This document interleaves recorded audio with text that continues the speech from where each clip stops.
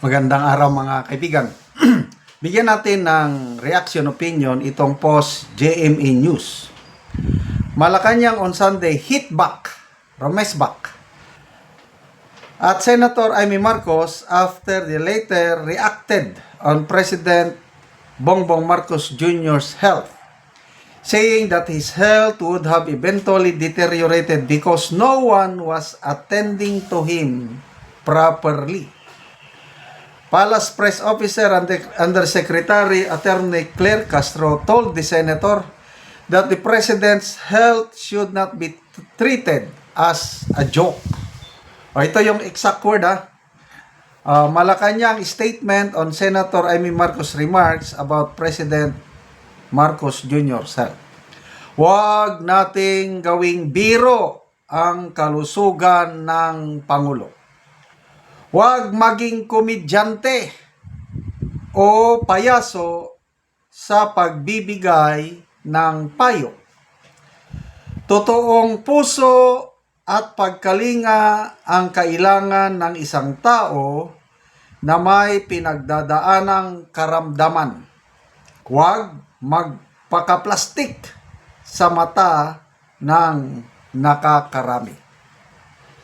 So, ako, narinig ko yung mensahe ni Senator Amy. Ang tanong, saan ba ang biro doon?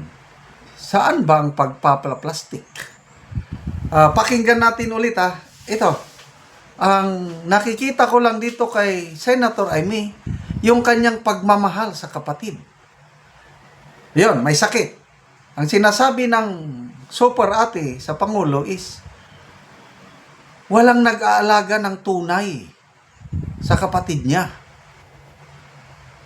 Yun ang kanyang punto. Kaya ang dapat sagutin na, hindi naalaga namin ng gusto. Mahal namin ang Pangulo, ganun. Bakit naging joke? Pakinggan natin kung may joke ba itong payag ni Senator Amy. Ayun, nagkasakit na nga si Bongbong, pambihira talaga. Wala kasing nag-aalaga sa kanya. Sino ba dyan sa nakapaligid sa palasyo, sa dinami-dami ninyo, ang talagang nagmamahal sa kapatid ko? Yan lang ang tanong ko, no? Ang health niya, ang bibigay. Talaga naman. Kanya-kanyang agenda kayo dyan. Wala naman umaasikaso sa kanya. Kaya kung ako sa kanya, pangalagaan muna niya ang sarili niya. Magpalakas siya. Ayan. Talikuran na niya. Lahat ng nakapaligid dyan sa palasyo, panggulo lang yan. Wala sa kanila ang talagang nagmamahal sa kanya. At ayan, habang may sakit siya, kung ano-ano namang ginagawa nitong mga feeling presidente, naku! Okay. Na mangyari ay dapat mangyari. Kalaya. Yung dapat na managot ay dapat managot ay hindi po ganun. Saan ang doon? Saan ang joke? Wala akong joke na nakita. Kundi, prangkahan. Hamon sa Malacanang. Hindi nyo tunay na mahal ang kapatid ko. So, seryosong bagay ito. Inaakusahan kayo ni Senator Amy. Dapat yun ang sagutin. Walang joke na nakikita ko dahil kailangan niyang magpahinga.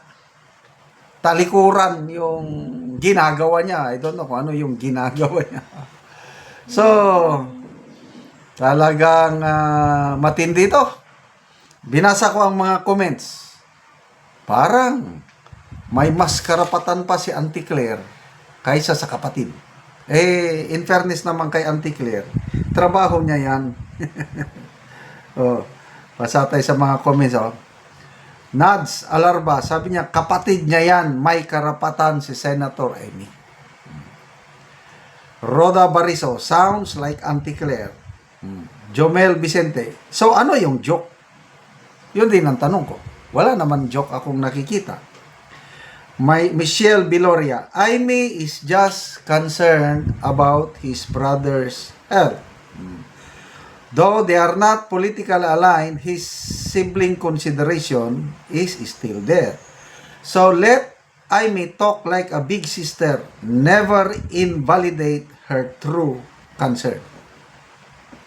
Yun po ang nakikita ko rin. Mahal ni Senator Amy ang kanyang kapatid kahit magkaiba sila ng pananaw o pamamalakad sa politika. Kaya nga nagsalita si Senator Amy doon sa iglesia ni Cristo Rally. Dahil ang overall consideration, mahal niyang kapatid niya. Somebody must tell him that one. And it takes courage. Kaya saludo ako kay Senator Amy for speaking what he is, na ang katotohanan. At taong bayan, bahala na kung maniwala o hindi. But it seems to me, mas marami ang naniniwala doon sa sinabi, binulgar ni Senator Amy tungkol sa kanyang kapatid na gumagamit ng pinagbabawal na gamot. Kasi ang hamon dyan is testing sa buhok. Bakit hanggang hindi pa nagpapatesting? So, simple lang. Ano kaya ang magiging kahihinatnan itong sakit na ito? Kasi ang advice ng mga doktor, kailangan niyang magpahinga. Si Presidente mismo nagsabi, hindi niya pwedeng sundin ang mga payo ng doktor kasi maraming trabaho ang Presidente.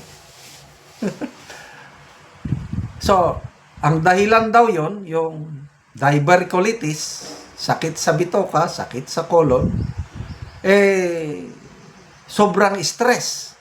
Very stressful ang trabaho ng Presidente, lalo na ngayon na nasampahan siya ng impeachment complaint.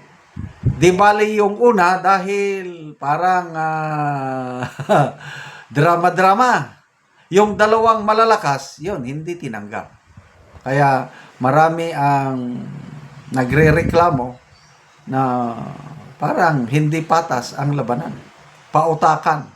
So nawalan na ng yung constitution o batas o whatever rules hindi nasunod just for the sake of their political survival. So marami rin ang nagsasabi na sana matupad yung wish ni Cara David. Wag naman. Presidente pa rin natin yan. Sana gumaling siya para sa akin para matapos niya ang termino niya. Kaya lang kung hindi niya na kaya, bahala na ang Panginoon sa kanya. Salamat mga kaibigan sa inyong pagsubaybay sa ating channel. Nakakatulong kayo ng malaki sa tribong Talandig ng Bukidnon dahil ang income natin sa channel na ito is pantulong po sa tribo. Namimigay tayo ng libreng yero at pako para makapagpatayo sila ng mas maayos na tahanan. Panoorin nyo ang video na ito. Tango na gyud ni kuya ang iyang atop nga trapal lang. Tagaan na siya og yero.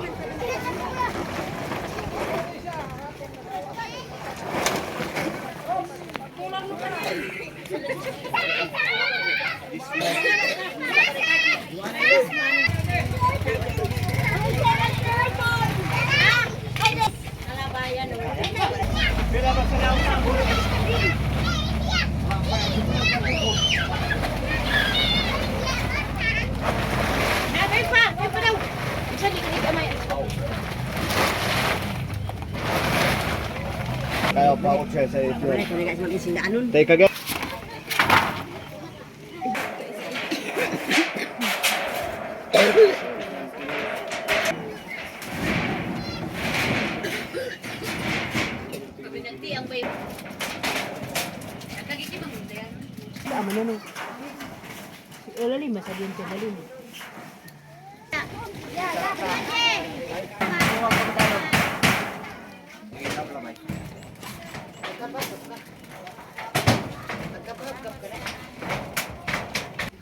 Salamat sa Ginoo nga nagtabang sa among o sa naghatag sa sin.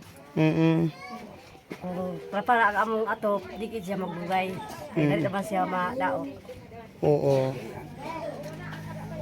Napila na day kabulan ang inyong atop nga trapal lang. Bugay na. Mm. Bulan. Duha ka bulan lang. So karon nakaatop na mog bag-o. Di kayo mong pasalamat nga nakatop namin yung kuan sin. So, salamat kayo. Salamat kaayo. Oo. Sa nagatag ani. Oo, thank you.